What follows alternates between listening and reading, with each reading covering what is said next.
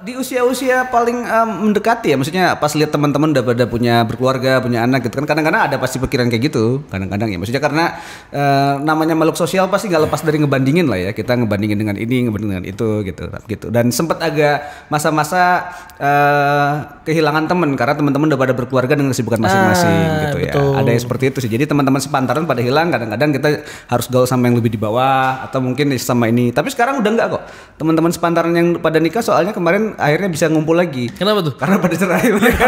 Ya. Enggak usia-usianya kan akhirnya nanti ada titik di mana mereka anak-anak udah agak gede ya. Jadi mereka lebih bebas lagi gitu. Jadi ya beda sih, jadi beda obrolan lagi gitu. Dan aku sih nggak saranin maksudnya harus sama yang seusia terus kan. Maksudnya kan kita bisa juga sama yang di bawah atau yang di atas. Ya kayak kita gitu. lah ya. Kita kan kita beda berapa tahun ya? cukup lah Cukup lah ya. Cukup waktu aku lahir abang udah SMA mungkin. Iya mungkin ya. Itu. Atau mungkin pacaran sama yang lebih muda gitu ya. Jadi jauh lebih ini betul. ya mungkin. Bisa masuk banyak generasi kan. Terus ada lagi nih Bang, satu pertanyaan penting. Apa tuh? Kan abang single nih, nggak tahu punya pasangan maksudnya, tapi belum nikah. Ya belum nikah. Nah, terus?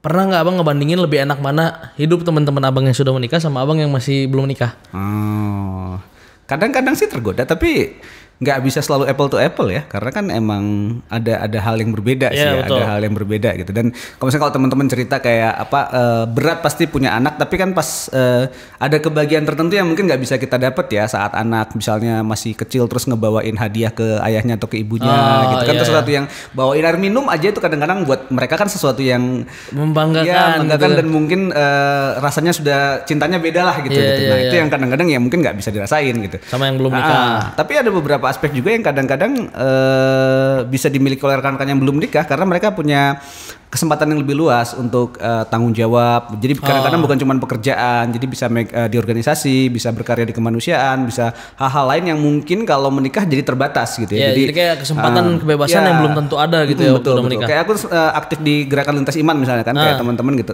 Beberapa teman-teman yang udah menikah memang akhirnya nggak bisa terlalu aktif lagi gitu. Tapi kita masih tetap bisa tune dengan teman-teman muda gitu. Jadi kalau kita ngomong sama teman-teman sepantaran ya update isu yang lebih muda, kadang-kadang memang orang-orang yang nggak menikah lebih cepat update ya gitu. Walaupun nggak semua ya, tapi memang punya kesempatan lebih untuk mendalami hal-hal tertentu yang mungkin agak terbatas kalau sudah menikah gitu karena, sih. Karena balik lagi tadi nggak punya teman yang seumuran buat bahas itu kan.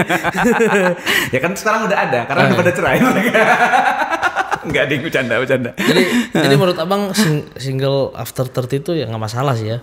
Nggak ada masalah. Yang penting sebenarnya ini ya, maksudnya sesuatu yang kadang-kadang memang agak susah dimengerti sama generasi sebelum kita gitu. Karena happy itu kan bukan berarti memenuhi standar sosial masyarakat, bukan. Happy itu kan sesuatu yang memang bersumber dari diri ya gitu. Jadi memang benar ada beberapa aspek kayak finansial, kayak hubungan relationship yang mungkin akan mempengaruhi happinessnya kita. Tapi lebih esensial sebenarnya asal kita bahagia di usia berapapun, di masa apapun, entah itu single, entah itu berhubungan, entah itu yang lain. Dan itu yang sesuatu yang memang perlu dirasakan gitu. Aku ingat banget itu kata-katanya Anton Chekhov, itu salah satu pengarang Rusia, dia bilang, if you afraid to be alone, don't get married gitu. Jadi if you get afraid to be alone. Jadi kalau kamu takut sendirian jangan nikah. Kenapa? Ya ternyata pas nikah banyak masa-masa yang bukan iya. Katanya gitu, kata-kata Chekhov yang menikah juga ya gitu. Tapi ya aku nggak bisa bedain, itu pilihan teman-teman.